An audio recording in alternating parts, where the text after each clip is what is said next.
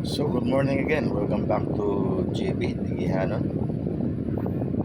Kasangga sa safety at kalusugan tayo. No? Safety ang ating pag-uusapan. Tuloy po natin ang ating pag-aaral dun sa fire safety kasi fire safety na ngayon. March na ginit na. Let's jump in. So balikan natin yung basic ng fire, ng mode ng conduction ng fire. So meron tayong conduction. Yung conduction, ito yung heat transfer to another body or within a body by direct contact. Kagaya itong kamay sa umawak sa doon sa mapula, no, na hawakan ng kumukulong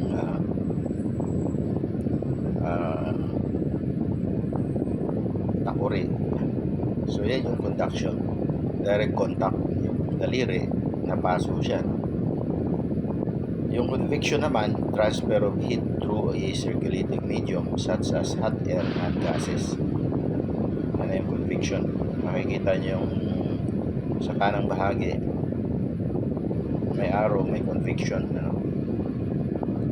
Tapos yung radiation naman, ito yung transfer of heat by emission and propagation of heat energy in the form of rays or electromagnetic waves. Yun parang pula na curly red line, no? Nagaling dyan sa parang katol na pula, which indicating yung ating heating elements na ginagamit pang electric na lutuan, ano? So yan po yung tatlong mode ng heat transfer: conduction, convection, and radiation. Okay, tuloy natin yung ating pag-aaral. Dito mayroon tayong incipient, no? May experiment dito. Actually video ito, may camera. Ito ay 41 seconds.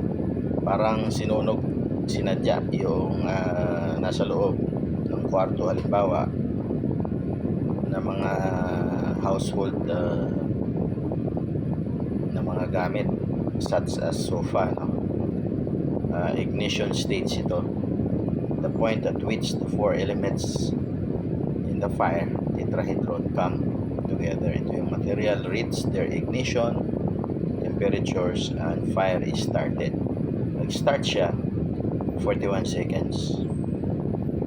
Okay, so remember itong mga wall na to, neutral plane, ano to, experiment to, gayahin.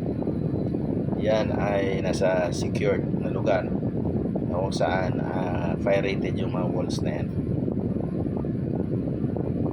Tapos ito na yung growth stage, no? 1 minute and 24 seconds. So ang bilis tumaas ng kumalat ng apoy. Fire begins to grow, other combustible heat up, liberate flammable gases, and ignite the chain of reaction to other flammable and resulting in increase of size.